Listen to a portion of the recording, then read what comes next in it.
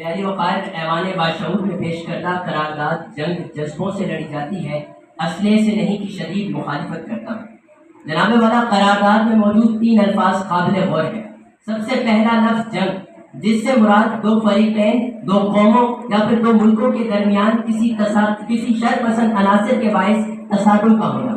دوسرا اہم لفظ جذبہ، جذبے سے مراد دل کی وہ کیفیت جو کوئی کام کرنے کے لیے ابھارتی ہے۔ اور تیسرا اور سب سے اہم لفظ اسلحے سے مراد ہتھیار یا پھر وہ آلات جو کہ کسی بھی جنگ کا بنیادی اور ضروری جز ہوتے ہیں اور اپنے دفاع کے لیے اور دشمن کو نقصان پہنچانے کے لیے استعمال کیے جاتے ہیں۔ لہذا قرارداد کا مفہوم کلی کچھ یوں دے پایا کہ اگر 2 قوموں یا پھر ملکوں کے درمیان جنگ چھڑ جائے تو اس جنگ کو محض جذبات کی بنیاد پر لڑا جائے، نہ کہ ہتھیاروں کے استعمال سے، جو کہ حقیقت کے بالکل برعکس ہے۔ لہذا قرارداد مسترد ہوتی ہے۔ جناب والا، مانوی اعتبار سے قرارداد کو دیکھا جائے تو جنگ کہتے ہیں ایسی لڑائی کو ہے جس میں اسلحے کا استعمال ہو، تو مانوی اعتبار سے بھی قرارداد مسترد ہوتی ہے۔ منطقی اعتبار سے قرارداد کو دیکھا جائے تو جذبوں کی بنیاد پر کسی 2 لوگوں کے درمیان تو میں تو ہو سکتی ہے، باہمی جذبات کا اختلاف تو ہو سکتا ہے، لیکن جنگ نہیں لڑی جا سکتی۔ منطقی اعتبار سے بھی قرارداد مسترد ہوتی ہے۔ تاریخی اعتبار سے قرارداد کو دیکھا جائے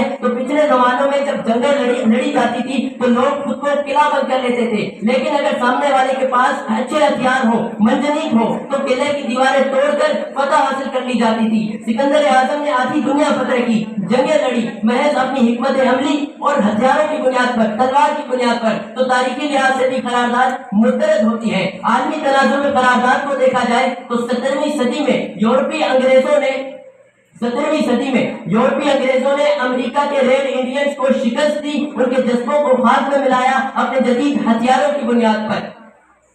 سری لنکا کے اندر تامل ٹائگرز کو مسلسل جنگ و جدال کا مصروف رہے، لیکن شکست کھا گئے پاکستان کی فوج کے ہتھیاروں سے۔ لہذا ثابت ہوا کہ عالمی تناظر میں بھی یہ قرارداد مسترد ہوتی ہے۔ جناب والا، اگر جنگ جذبوں سے لڑی جاتی تو 1857 کی جنگ آزادی جذبوں کی بنیاد پر لڑی گئی تھی، لیکن بہتر حکمت عملی اور ہتھیاروں کے نہ ہونے کے باعث ناکام ہو گئی۔ اس حساب سے بھی ثابت ہوا کہ جنگ جذبوں سے نہیں اسلحے سے لڑی جاتی ہے۔ جناب والا، اگر جنگ جذبوں سے لڑی جاتی تو آج کشمیر آزاد ہوتا، اگر جنگ جذبوں سے لڑی جاتی تو فلسطین کے مسلمانوں کے جذبے کسی سے کم نہیں، لیکن دشمنوں کے ہتھیاروں کے باعث ان کے جذبے مان پٹ کے جذبے توڑ دیے جاتے ہیں۔ اگر جنگ جذبوں سے لڑی جاتی تو آج بڑے سے بڑے ممالک اپنے زیادہ تر اپنا دفاع کے نام پر بڑے بڑے ہتھیار نہ خرید رہے ہوتے۔ اگر جنگ جذبوں کی بنیاد پر لڑی جاتی تو 1971 کی جنگ میں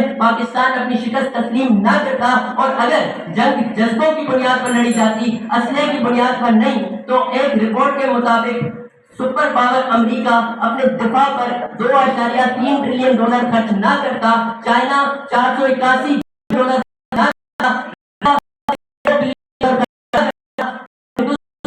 بلین دفاع پر خرچ کرتا، اور وطن عزیز پاکستان $7.6 ارب دفاع پر خرچ نہ کرتا، بلکہ جذبوں کو ابھارنے کے لیے خرچ کرتے۔ لہذا اس حساب سے بھی یہ قرارداد مسترد ہوتی ہے۔ اور جناب والا، اگر جنگ جذبوں سے لڑی جاتی اسلحے سے نہیں تو ہمارے دشمن آج پاکستان کے ایٹمی اثاثوں سے ان کو خوف نہ ہوتا، بلکہ یہاں کھڑے جذباتی مقررین سے ہوتا، جو کہ حقیقت نہیں ہے۔ وہ پاکستان کے ایٹمک طاقتوں سے ڈرتے ہیں۔ لہذا اس حساب سے بھی یہ قرارداد مسترد ہوتی ہے کہ جنگ جذبے سے نہیں اسلحے سے اور بہتر حکمت عملی سے لڑی اور جیتی جاتی ہے۔ ہماری